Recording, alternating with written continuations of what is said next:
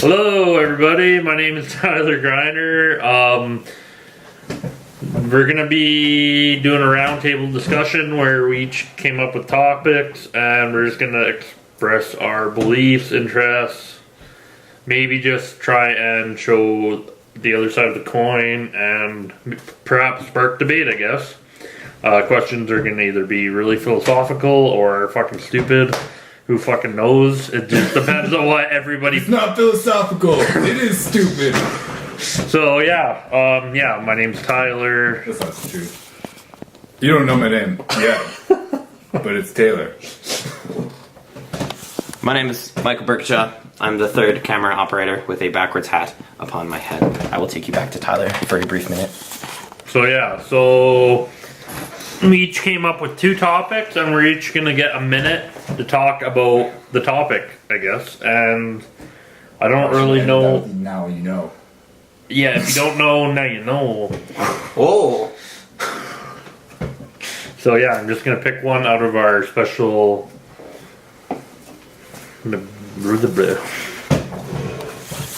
then once he picks one, he's got a minute. So I'm going to time him. And then as soon as it gets to a minute, I'm going to stop, reset, flip it to Taylor. Taylor will talk. Then I stop. Then Taylor will time me. The camera will continue to flip. It'll be like a round table. Pretty complicated. Very, very difficult. Did you guys set the white balance? Nope.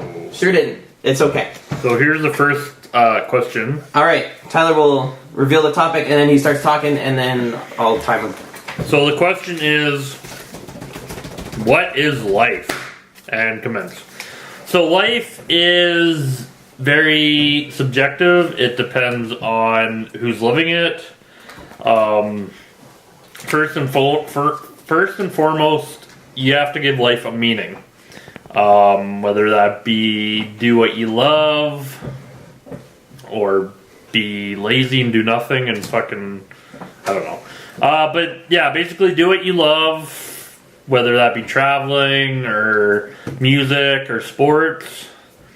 And perhaps some people might not want to do what they love. Perhaps they just want, like, power and fame, and that's their, like, goal in life, is just to be well-known and be just, maybe they don't have specific things they love to do, but they want to be able to do whatever, and they want to be able to do anything that they could possibly want to do. Yeah, and just, it depends on what people find enjoyment. Okay, you're out of time! And buy. Alright, we now turn the topic of discussion to Mr. Elliott. Mr. Elliott, tell us about life. What is life? So, life is something that is unique only to biology. I mean, physics and chemistry, they don't have life. I mean, you can, like, over time they do things, and that's a change.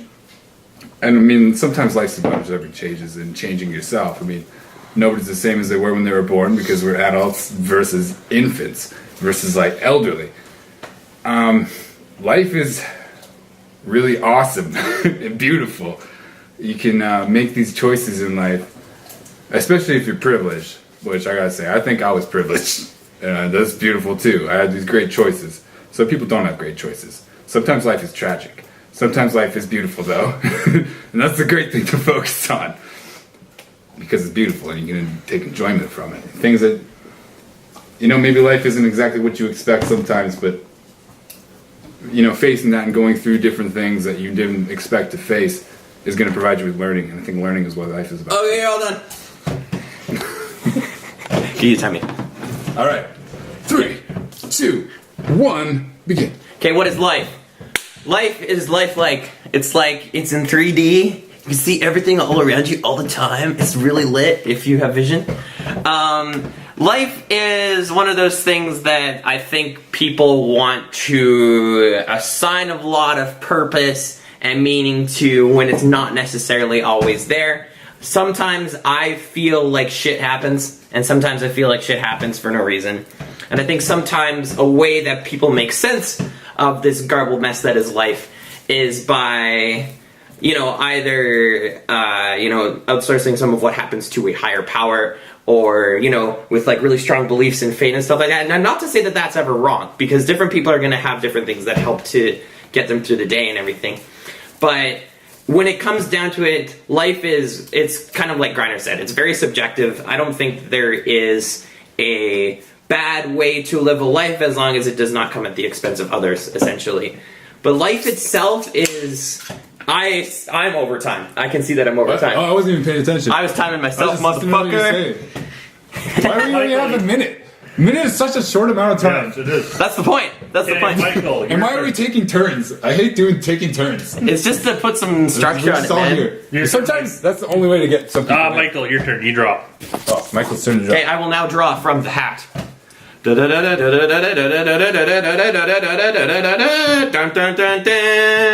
there's not a lot to say, so maybe a minute is kind of saving grace too. Depends on the topic. If the topic isn't like what is life, I imagine. All the time. Alrighty, the topic of discussion now. Do you think changes need to happen to alter our society for the better, and what changes? Holy fuck. Okay, this is a All right, bitchy 3, question. 2, 1, begin. Okay. I do believe that if you were to ask me, I think there are certain things that could make our society better. And I think a lot of that comes down to just being a little bit more open-minded and understanding that our own personal worldview is not necessarily right or correct compared to another one. You see this a lot with different things such as racism or homophobia or kind of just general xenophobia.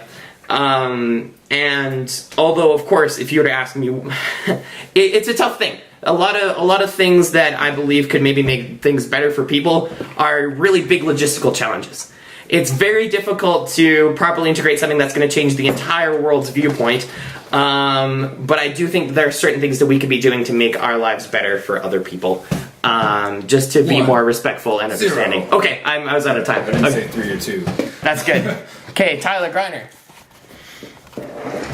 And begin. Okay. Oh, tell me. Okay, right now. Okay. Yeah. So, I think society can be better, but it's not going to be perfect. Now, it depends if you're looking at Canada as a nation or the entire world. No matter what action is taken, there's always going to be at least one person who disagrees with you. So That's also true. To most, it could seem like society is better, but to someone else, it could be like, oh, this is fucking worse. Racism, sexism, discrimination on class. Like, I hate to say this, but like, it will probably always exist, which is unfortunate. But I think that everybody just needs to work together and just educate others and not speak negatively. Alrighty, and to Taylor Elliott. Okay. 3. Wait. Let me read this again. Alrighty. Do you think changes need to happen to alter our society for the better, and what changes? So changes to society.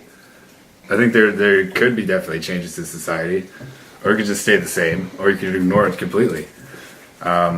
Society being like gatherings of people, pretty much. Like I don't know.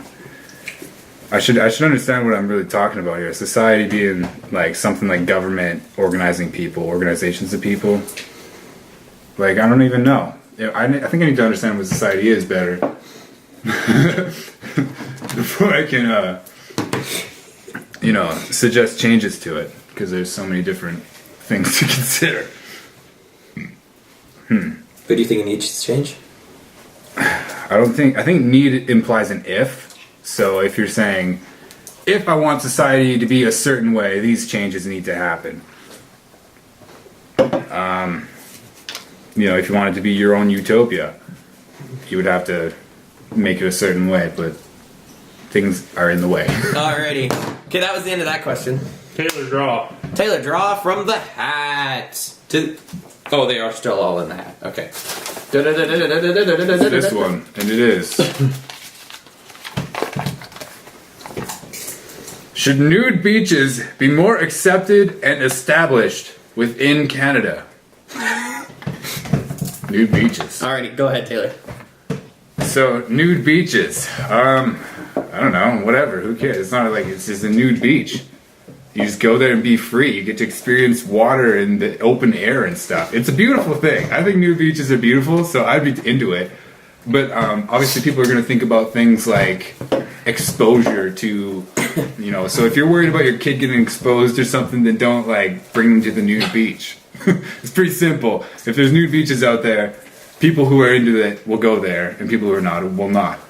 I think it's a totally fine thing. Why not? It's. I think it's very acceptable. So, if you don't accept it, maybe you should accept it. I mean, skinny dipping, what a thrill, right? Established within Canada. But, you know, here's the question: do I want to start a nude beach? Maybe. Maybe I will someday. So sure, yes and yes. That's all I've got to say. Why not? Be free and nude. Live like a baby, but like as an adult. I let you go right to a minute that time, so that's the difference, right? You get a minute no matter what. You got jack shit to say, you just sit there. What the fuck did I even say? Live like a baby as an adult? I've been saying some weird ass shit. I should not smoke as much weed and drink a bunch of beer than do this. Alright. I'll time myself. Okay. Do I think nude beaches should happen? Yeah, nude beaches is an interesting concept, especially when you apply it to Canada. Right now, I think January 2019 is a perfect time to start a nude beach, if you were to ask me. I think this is great. I think that if maybe there's nude beaches, people will be more prepared to face their fears of hypothermia. And that within our society, I think that's the biggest problem, is just the fear of hypothermia. I think nude beaches in January 2019, yes! This is the year we could do it. We're gonna be the change. We're gonna make nude beaches be a thing. I'm bullshitting. Yeah, I don't know. It's, a lot of what I have to say is similar to what Taylor said. This is going to be something that attracts people that are already into that and repels people that don't want it. What difference is it really going to make? I don't know. This goes back to kind of society changes, and so it's, will our greater culture in Canada be accepting and down with the change where people are more naked in public more often? Okay, here we go. Tyler Greiner. Sorry, what is the question? Can I have the paper? Nude beaches. Here, read it.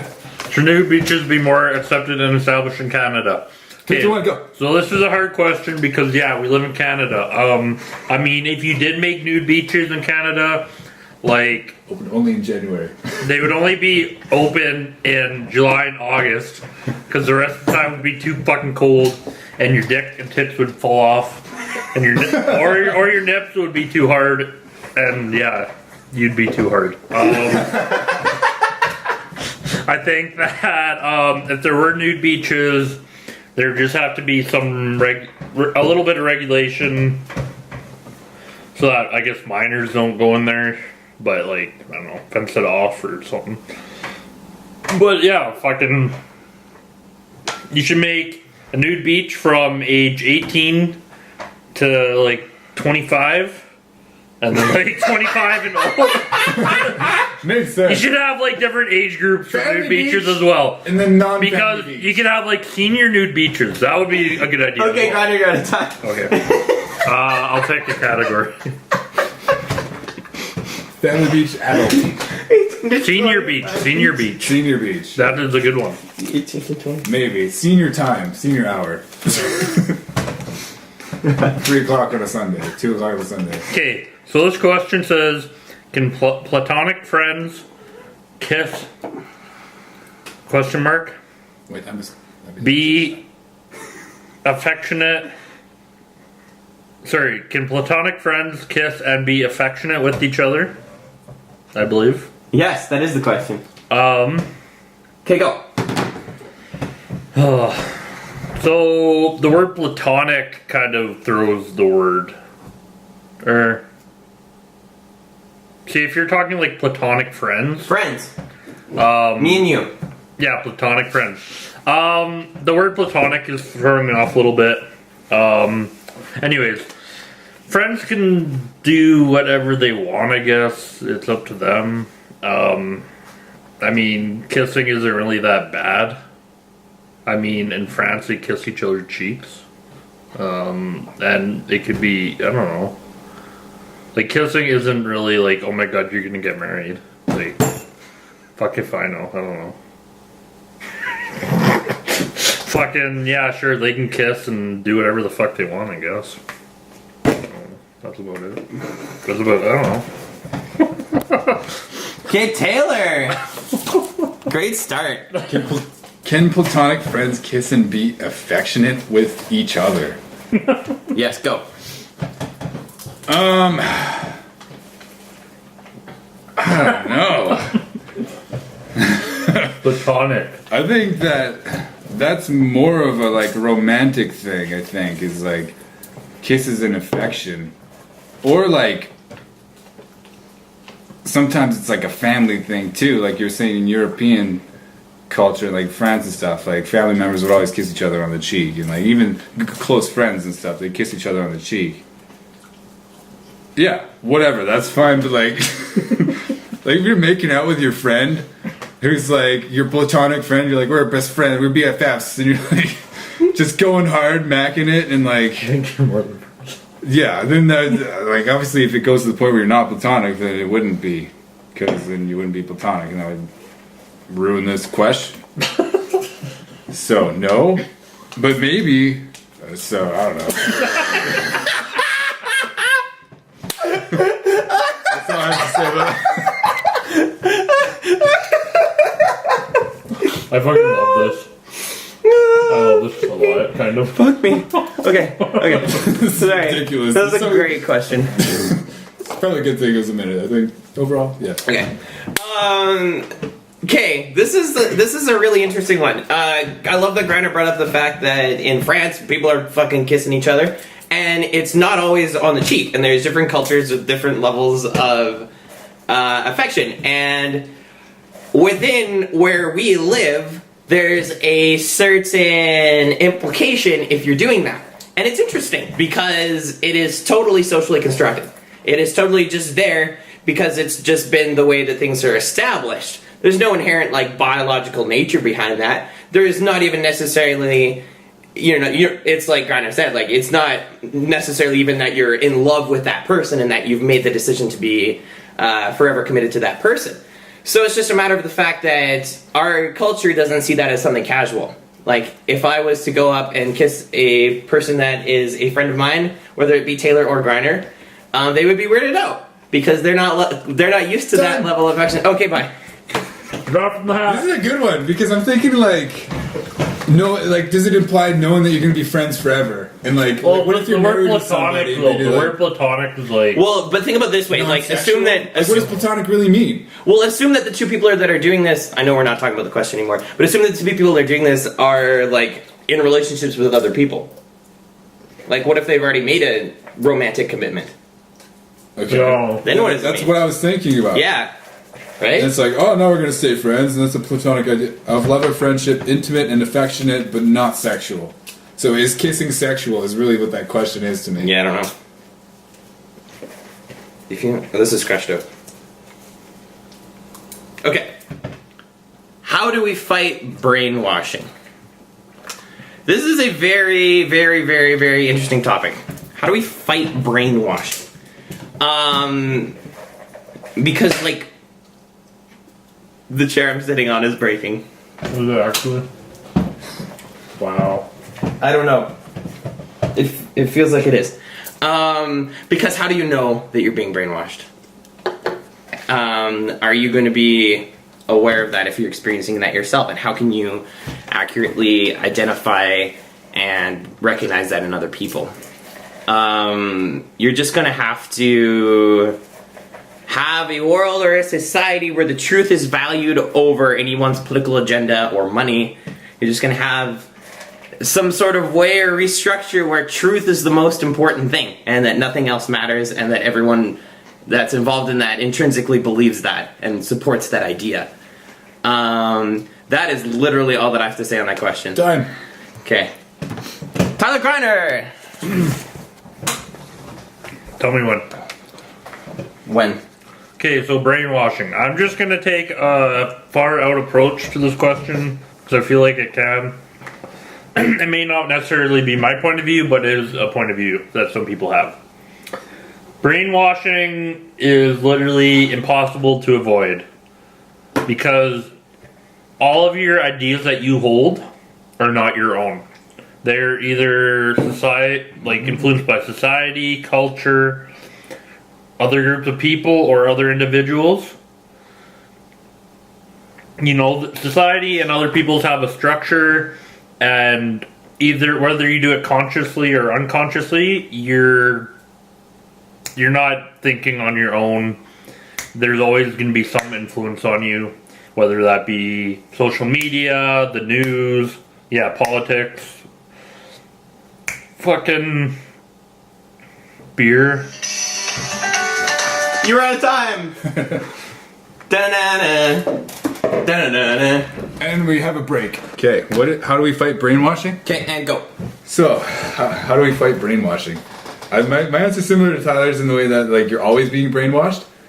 Everything that you see is entering your brain. So I mean, like brainwashing being controlled by something else, or like something that you didn't choose entering you. But I mean, a lot of the times you do get to choose what you want to put into your brain. So I mean, when I graduated high school, I had the choice. Even in high school, I had choices of what I wanted to learn. But like when I graduated, I had the choice of 100% like what I wanted to do with my career. And so, I mean, in that way, you choose what to brainwash. So that's not really brainwashing. That's you deciding what. But then even in that choice, there's things that you end up learning that you didn't really choose to learn in the first place. And it's not really entirely 100% the application you want immediately.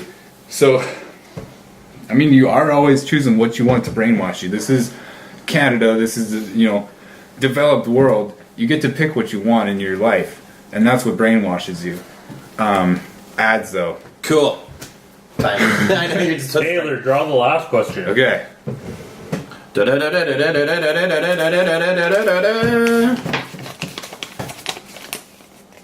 Can open relationships lead to a stronger love later down the line? And go. Okay. I don't know too much about this because I've only just started being in an open relationship, and I haven't really experienced any of the differences between an open relationship and a regular relationship. So I don't really know how to answer this personally, but my belief is yes, that it will lead to a stronger love because you allow each person to kind of just be themselves all the time and feel like they're not held back by any sort of belief, I guess. It's just a different belief. Maybe belief's not the right idea. I mean, but there are those times where people just kind of aren't themselves and they make these I keep saying but they make these compromises, but not compromises. Like they sacrifice things that they hold dear to themselves to just because they're afraid, And I think open relationships are stronger in that way, that they are based on not being afraid and being courageous and doing what you want to do. Alrighty, bud. That was Caroline's response. Alrighty. How did I write it? Yeah. Okay. I'll take time on myself. Okay. This is an interesting question. I like to ask questions to people that I don't know the answer to myself. So this is really great because I asked the question, but I don't know what to say. It's interesting. I have never experienced an open relationship personally. And I have consistently been a very, put all my eggs in one basket kind of person. Historically speaking, with the relationships that I've had in my life. So it's interesting to hear of alternative models to this, basically. Because I definitely see, I definitely see the draw to it. I definitely see, I definitely see why, some, enhanced quote-unquote freedom is, it's good. It's just something that you would have to combat with jealousy and making sure that everyone is feeling like their needs and wants are respected within the context of that open relationship, which I've never really experienced myself. Oh, no, it's that time. Okay. I bullshitted enough to... This is weird because none of us are conversating with each other. I know, we're making general statements, right? It's weird. Alright, Tyler Greiner. Do you want the question? But it's interesting. I think in this way it's more of a representation of what you believe in and what you think. Because we're not subjecting each other to each other's brainwashing. Yes. Brainwashing. Tell me when to go. Okay, go. So I'm just gonna look at both sides of the coin, I guess. You could say yes, open relationships are better. Oh, could lead to stronger love down the line. On the yes side, you know, both if the two couples are talking, communicating, set like their boundaries or state that there are no boundaries, as long as they're both on the same page in communication level, then yeah, they can have more freedom. Maybe they have less stress, and it could potentially lead to like stronger love down the line. I'm gonna also look at the no side. It depends on, again, jealousy, and depends on the individual and the personalities, and it's all subjective, but it can be bad if both people aren't honest, and if potentially one partner uses and abuses it and finds someone else. Alrighty, well that was it. That was the last question. Well, yeah, that was the last question, so yeah, that was a good conversation. Well, we may do more round tables, we may do more square tables, we may do more triangle tables. We will see you This is an oval table. in the next most probably video. oval tables. Bye! Ellipses.